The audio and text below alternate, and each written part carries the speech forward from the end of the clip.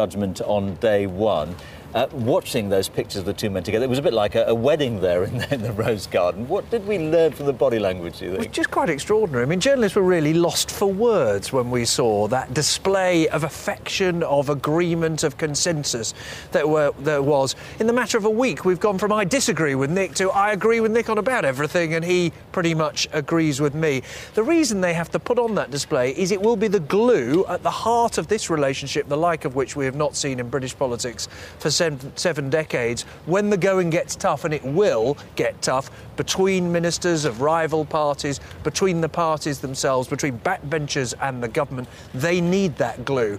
But I'm told it began on the day after the general election, when both men woke up and said, this simply isn't going to work, this hung parliament, unless we are in coalition. They had a meeting, they got on, they seemed to share the same ideas, and they thought, you know what, let's just do it.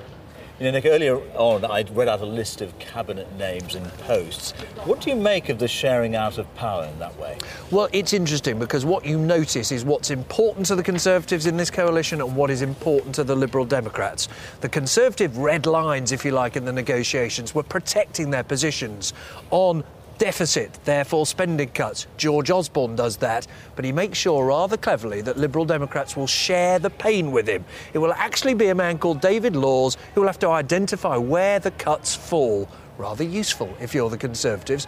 Their other red lines were foreign affairs in Europe, so they have William Hague as Foreign Secretary, and immigration too, so Theresa May as Home Secretary. And then the Liberal Democrats get business to charm the business world, to use, if you like, hope some of the gloss of Vince Cable rubs off on this government. And then, of course, the Liberal Democrats, one of their favourite policy areas, the environment too, for Chris Huhne. The question is, will all the parts add up to more than the sum of the whole? Will it all cohere? And we frankly won't know that, George, for some days to come. All right, Nick, we'll talk a little later, but thank you for that. Thank you.